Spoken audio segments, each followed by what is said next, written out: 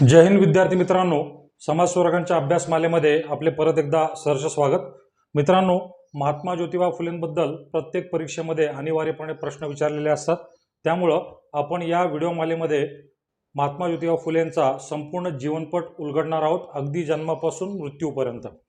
सत्यशोधक समाजाचे संस्थापक, नंतर महिला शिक्षणाचे प्रणेते अशी महात्मा ज्योतिबा फुले यांची ओळख निश्चितपणे असली तरी बहुजन समाजाला अंधारातून बाहेर काढण्याची किमया सुद्धा याच महान व्यक्तिमत्वाने केलेली आहे।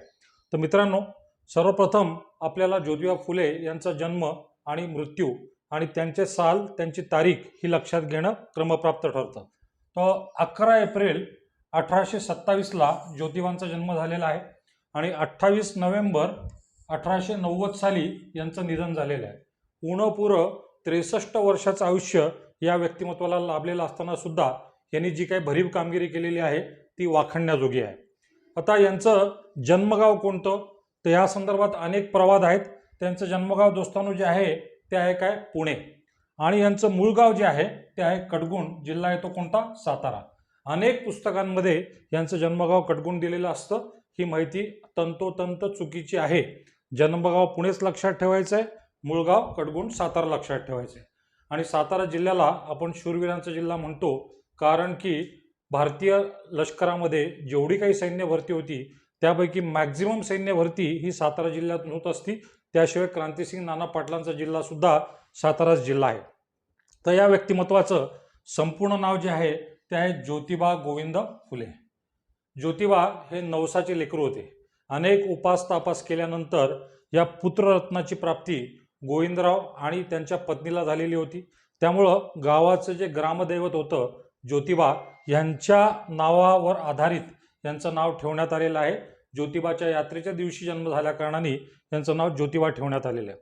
ऑब्व्हियसली वडिलांचं नाव गोविंदराव आहे आणि आई जे आहेत त्या आहेत कोण, चिमणाबाई।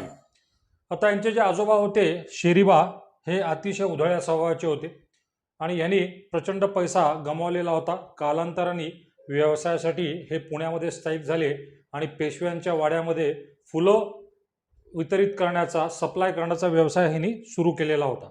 त्यामुळंच कालांतराने यांचं जे मूळ आडनाव होतं गोरे ते झालेलं आहे काय, फुले। आणि हे जे फुले सरनेम आहे हे व्यवसायावरून पडलेलं नाव आहे आणि रूढ अर्थाने मग या कुटुंबियांना फुले या आडनावानेच ओळखलं जायला लागलं। प्रत्येक समाजसुधारकावरती कोणत्या ना कोणत्या विचारवंताचा प्रभाव असतो। ज्योतिबांवरती सुद्धा एक थोर विचारवंत थॉमस पेन यांच्या विचारांचा प्रभाव होता। मानवतावाद, बुद्धिप्रामाण्यवाद या विचारांनी महात्मा फुले भारून गेलेले होते आणि थॉमस पेन यांचे 2 ग्रंथ दोस्तांनो, राईट्स ऑफ मॅन आणि कॉमन सेन्स या 2 ग्रंथांनी विशेष प्रभावित झालेलं व्यक्तिमत्व म्हणजे ज्योतिबा फुले। आता ज्योतिबांचं जे काही प्राथमिक शिक्षण आहे हे या कालावधीत झालेलं आपल्याला पाहायला मिळतं। 1834 ते 1838 आणि पंतोजींच्या म्हणजे ब्राह्मणांच्या शाळेत झालेलं पाहायला मिळतं। पण याच्याही अगोदरची एक महत्त्वपूर्ण घटना आपल्याला लक्षात ठेवायची आहे दोस्तांनो, की यांच्या आईचं निधन जे आहे, चिमणाबाईचं निधन हे 1828 साली झालेलं आहे। म्हणजे इन मीन ज्योतिबांचं वय तेव्हा होतं 1 वर्ष आणि मग ज्योतिबांच्या संपूर्ण सांभाळाची जबाबदारी जी आलेली आहे ती गोविंदरावांवरती आलेली आहे। आणि गोविंदरावांची जी मानलेली बहीण आहे किंवा आपण ज्योतिबांची आत्या ज्यांना आपण संबोधू अशा सगुणाबाईंनी यांचं संपूर्ण पालनपोषण केलेलं आहे आणि ज्योतिबांमधल्या विद्वत्तेची जाणीव सगुणाबाईंना तेव्हाच झालेली होती। त्यामुळे त्यांचा सुयोग्य प्रतीने सगुणाबाईंनी सांभाळ केलेला आपल्याला पाहायला मिळतो। आणि जसं आपल्याला बोललो की प्राथमिक शिक्षण या कालावधीमध्ये झालेलं आहे। आता त्या काळातल्या रूढी परंपरेनुसार बालविवाहाची प्रथा प्रचलित होती आणि ज्योतिबा शिक्षण घेऊन तरी काय करणार, शेवटी शेती व्यवसायामध्येच त्यांचा हातभार महत्त्वाचा आहे याची जाणीव गोविंदरावांना झाली। इनफॅक्ट त्यांचे कान भरवण्यात आले। त्यामुळं ज्योतिबांचा हा शैक्षणिक प्रवास जो आहे हा साधारणतः 3 ते 4 वर्ष टिकलेला आहे। त्यांचं नाव परत शाळेतून काढून घेण्यात आलं आणि त्या काळातील प्रथेनुसार 1840 साली यांचा विवाह लावण्यात आलेला आहे। दोस्तांनो, धनकवडीच्या झगडे पाटील यांची कन्या सावित्रीबाई यांच्याशी यांचा विवाह संपन्न झाला आणि तो सुद्धा वयाच्या कितव्या वर्षी, 13व्या वर्षी। तर 13th इयरमध्ये यांचं लग्न झालेलं आपल्याला पाहायला मिळतं। परत एकदा ज्योतिबांनी एका नव्या शाळेत प्रवेश घेतलेला आहे। त्याच्यामागे काही कारणं सुद्धा होती की गोविंदरावांचे 2 शेजारी होते, मित्रांनो, पहिले शेजारी जे आहेत ते आहेत मुन्शी गफ्फार बेग, हे एक मुस्लिम धर्मोपदेशक होते. आणि दुसरे जे आहेत ते आहेत कोण, फादर लिजेट, हे ख्रिश्चन धर्मोपदेशक होते. जसं सांगितलं, दोघंही गोविंदरावांचे शेजारी होते आणि ज्योतिबांची या दोघांशी अनेक विषयावरती विद्वत्तापूर्ण बुद्धिमत्तापूर्ण चर्चा होत असे.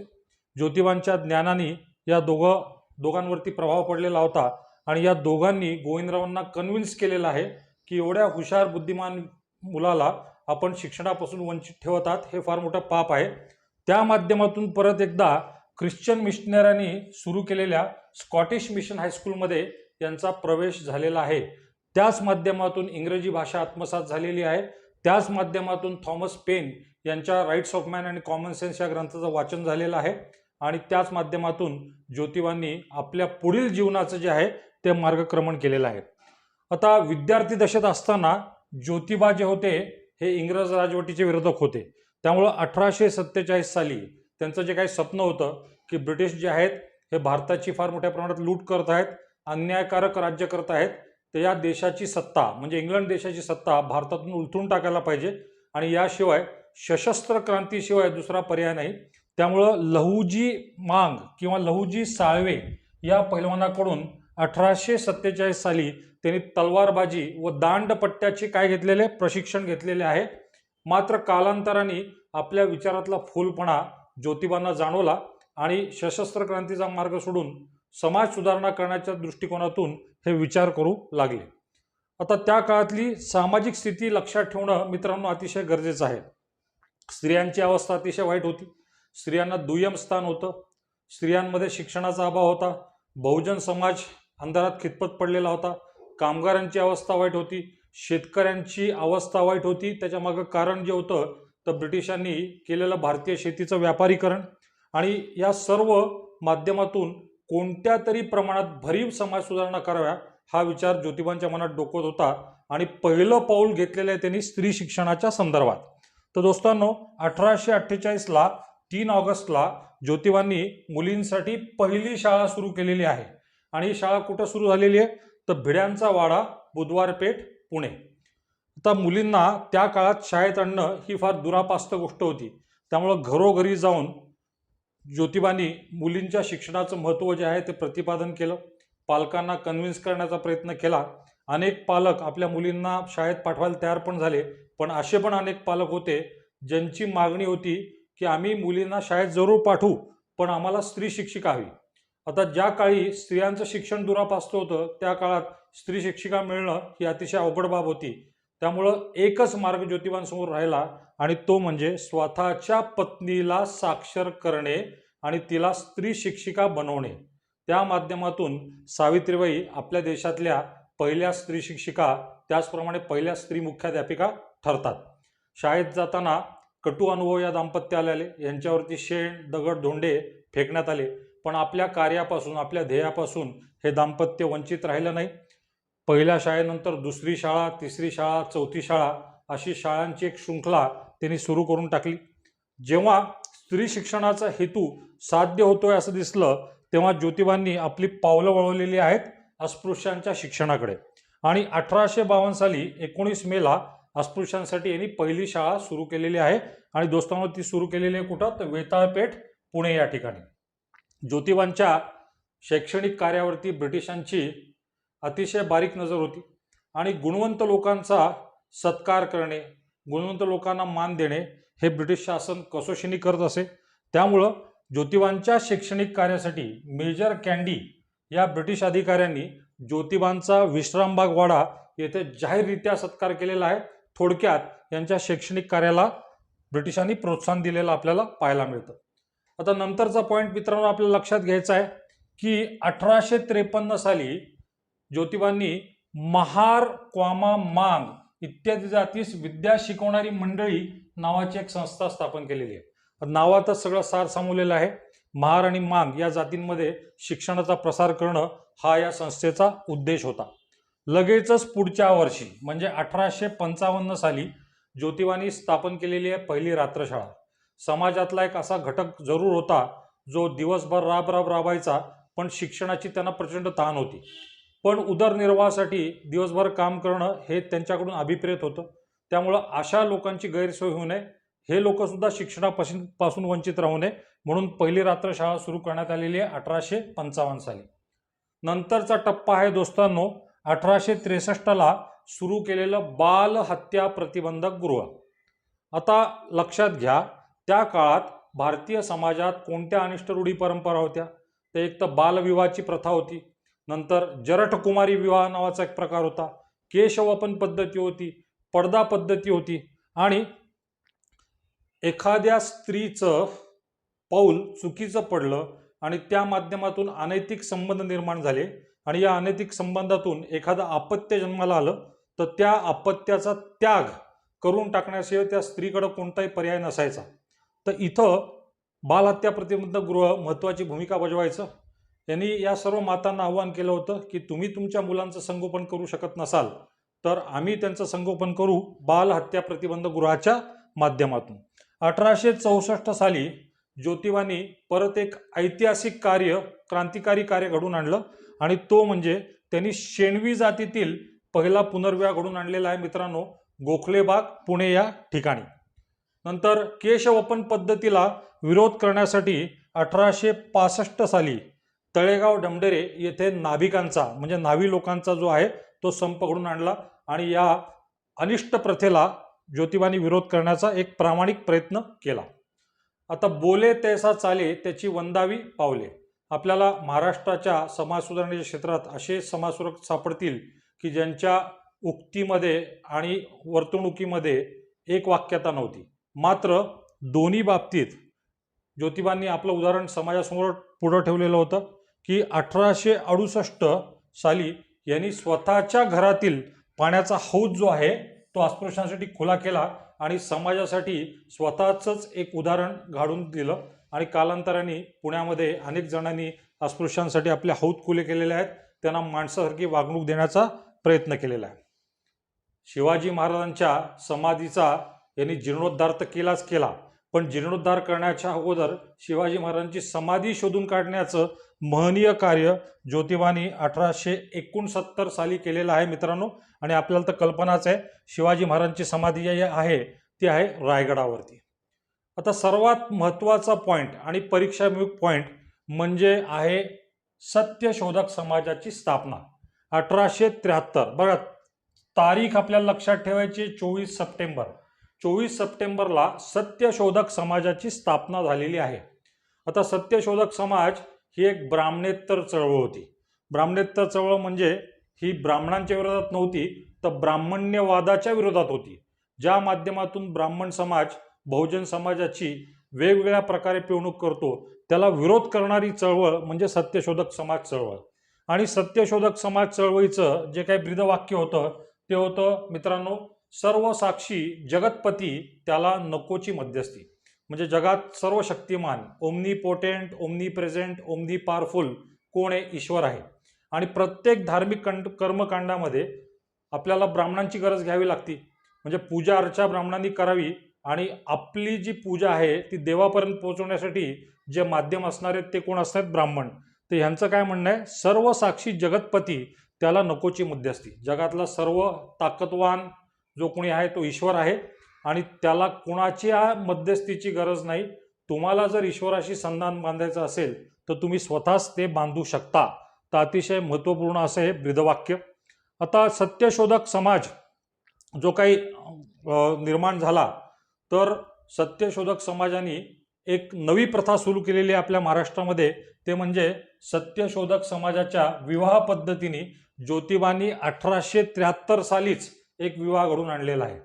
आणि हा जो विवाह आहे हा राधाबाई निमकर व सीताराम मल्हाट या दोघांमध्ये घडवण्यात आलेला आहे. आता या विवाह सोहळ्यामध्ये जी करुणाष्टक होती, मंगल अष्टक होती ती स्वतः ज्योतिबा फुलेंनीच रचलेली होती. ब्राह्मणशाहीला या प्रथेपासून, या विवाहापासून अतिशय दूर ठेवण्यात आलेलं होतं. ही एक बाब लक्षात ठेवणे. 1873लाच मित्रांनो जेव्हा मी अशा ॲरोज करतोय तेव्हा याच सालाची घटना आहे, ही गोष्ट लक्षात ठेवायची की ज्योतिबांनी अस्पृश्यता निवारणाचा जाहीरनामा प्रकाशित केलेला आहे, manifesto for the eradication of what? Untouchability.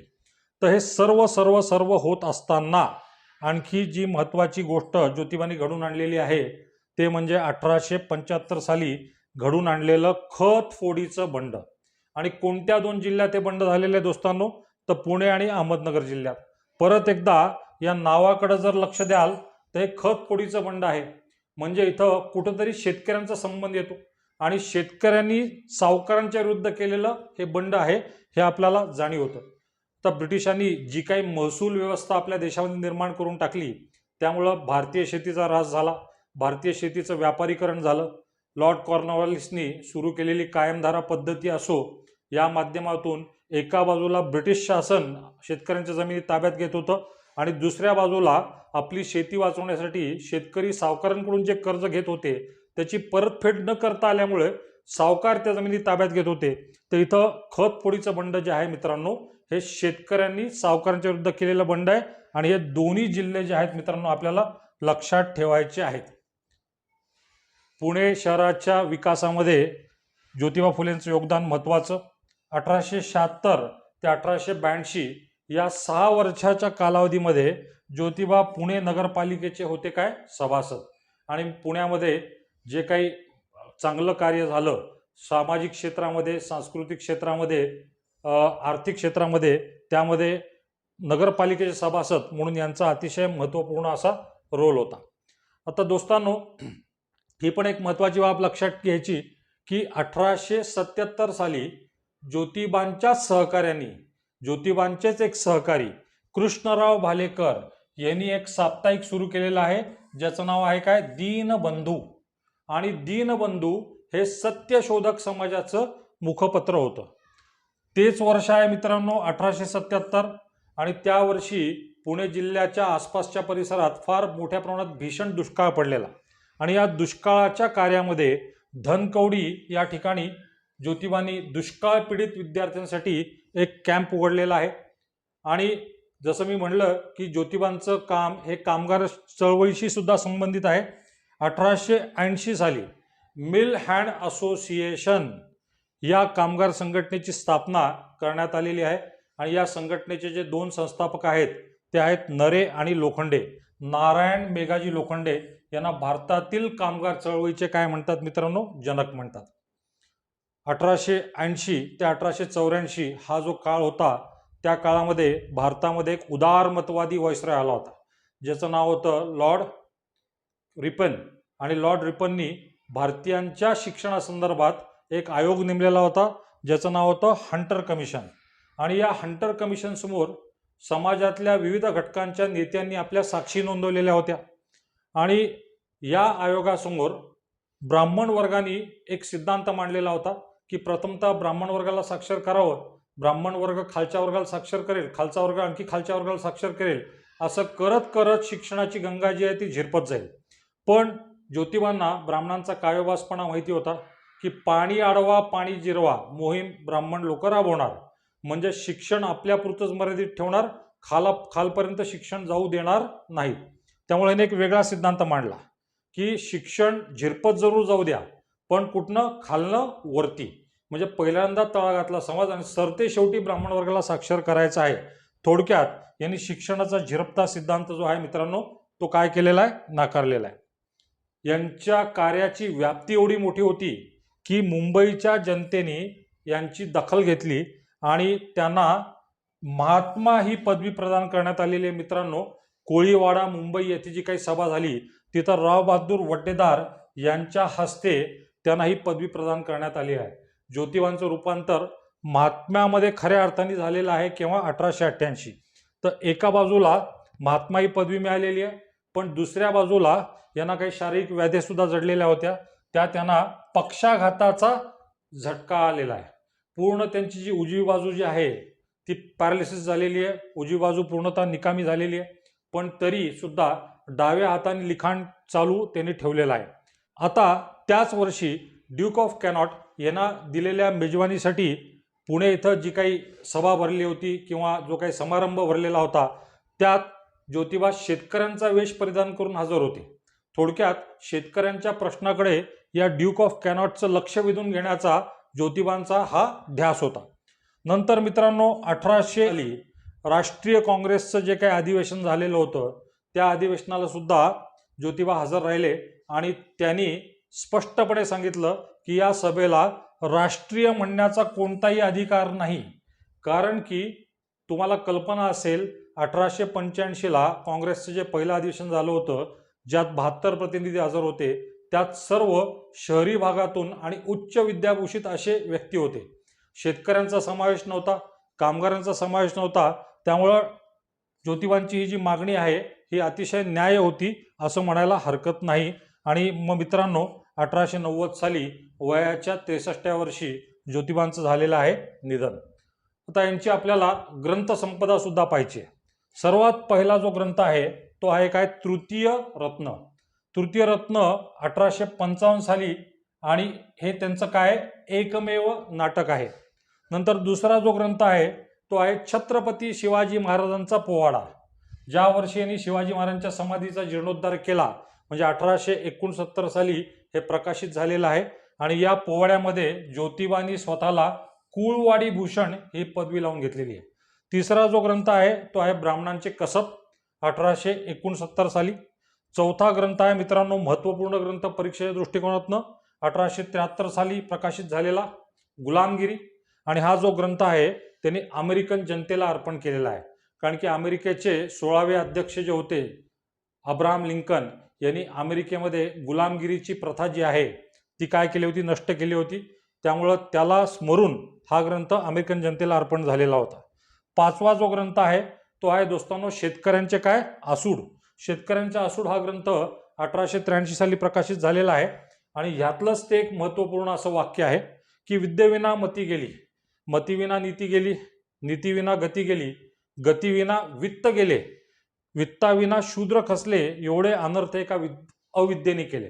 म्हणजे शिक्षणाचं महत्त्व शेतकरी समाजाला सांगण्याचा एक प्रयत्न ज्योतिबांनी या पुस्तकाच्या मार्फत केलेला आहे. नंतर पुढचा जो ग्रंथ आहे मित्रांनो, सत्सार भाग 1 व 2, 2 भागांमध्ये प्रकाशित झालेला आहे 1885 साली. नंतरचा ग्रंथ आहे इशारा, परत एकदा 1885 साली. नंतरचा ग्रंथ आहे दोस्तांनो अस्पृश्यांची कैफियत, 1887 साली. ठीक आहे. नंतर 9वा जो ग्रंथ आहे तो पण लक्षात ठेवायचा परीक्षा दृष्टिकोनातून, तो आहे सार्वजनिक सत्यधर्म, आणि 1891 साली हा प्रकाशित झालेला ग्रंथ आहे. हा ग्रंथ मरणोत्तर प्रकाशित आहे. दिस बुक वॉज पब्लिश्ड पोस्ट्युमसली, निधनानंतर. आणि हाच ग्रंथ त्यांनी डाव्या हाताने लिहिलेला म्हटलं तरी वावगं ठरू नये. याच ग्रंथाला विश्व कुटुंबाचा जाहीरनामा असं सुद्धा म्हटलं जातं. आणि सरते शेवटी सर्वात शेवटचा जो ग्रंथ आहे तो आहे अखंडादी काव्य रचना. आता ही झाली यांची ग्रंथसंपदा. आता याशिवाय ज्योतिबा फुलेंच्या संदर्भात काही महत्त्वाचे मुद्दे सुद्धा लक्षात ठेवायचे. कोणकोणत्या टोपण नावानी हे प्रचलित होते, प्रसिद्ध होते, तर महाराष्ट्राचे मार्टिन लुथर किंग असं यांना संबोधणारे कोण, शाहू महाराज. हिंदुस्थानचे बुकर टी वॉशिंग्टन असं यांना म्हणणारे कोण, सयाजीराव गायकवाड, बडोदा संस्थानचे राजे. मात्र यांची संभावना, यांचे एक सर्वात मोठे टीकाकार होते, त्यांनी शूद्र जगद्गुरू असं टोपण नाव देऊन केलेली आहे. आणि त्यांचं नाव आहे दोस्तांनो काय, विष्णू शास्त्री चिपळूणकर. याशिवाय आणखी कोणते महत्त्वाचे मुद्दे आहेत, तर काशीबाई या ब्राह्मण विधवेचा मुलगा दत्तक घेऊन त्यांनी त्यास काय बनवलेलं आहे, डॉक्टर बनवलेलं आहे. ज्योतिबा फुले निपुत्रिक होते, त्यामुळं यशवंत फुलेंना दत्तक घेण्यात आलेलं आहे आणि त्यांना डॉक्टर पण बनवलेलं आहे. फाईन. आता या विद्यार्थिनी ज्या आहेत काशीबाई, या बाल हत्या प्रतिबंधक गृहाच्या विद्यार्थिनी असणार, हे ओघानेच आलं. बालपणी इंग्रज राजवटीचे विरोधक होते ह्याची तर कल्पना आपल्याला आहेच आहे. मात्र कालांतराने बालपणी इंग्रज राजवटीचे विरोधक होते याची कल्पना तर आपल्याला आहेच आहे. मात्र मोठेपणी हे इंग्रज राजवटीचे कट्टर समर्थक झालेले आहे. 1852 साली यांनी पुणा लायब्ररीची पण स्थापना केली होती.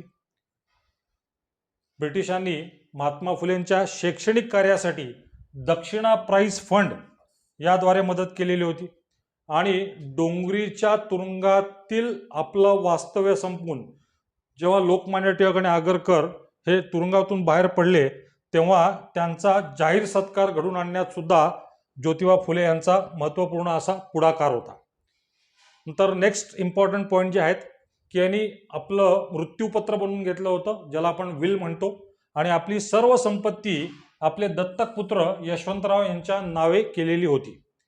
ज्योतिबा हे एकेश्वरवादाचे पुरस्कर्ते होते. जगात एकच ईश्वर आहे, तो कसा आहे, निराकार आहे, या सिद्धांतावरती भर दिलेला आपल्याला पाहायला मिळतो. आणि आर्य समाजाचे संस्थापक स्वामी दयानंद सरस्वती यांची जी मिरवणूक निघालेली होती मुंबईला, तर त्या मिरवणुकीमध्ये यांचा सहभाग तर होताच होता, प्लस यांनी या मिरवणुकीला संरक्षण पण दिलेलं आपल्याला पाहायला मिळतं. आता सत्यशोधक समाजाची जी पद्धत होती त्या पद्धतीलाच अनुसरून यशवंत फुले यांचा विवाह सुद्धा यांनी सत्यशोधक समाजाच्याच पद्धतीने 1889 साली घडून आणलेला होता. तर दोस्तांनो हे झाले ज्योतिबा फुलेंच्या संदर्भातले सर्व महत्त्वाचे मुद्दे. होप आपल्याला व्हिडिओ आवडला असेल तर निश्चितपणे लाईक करा, शेअर करा आणि सबस्क्राईब सुद्धा करा. धन्यवाद.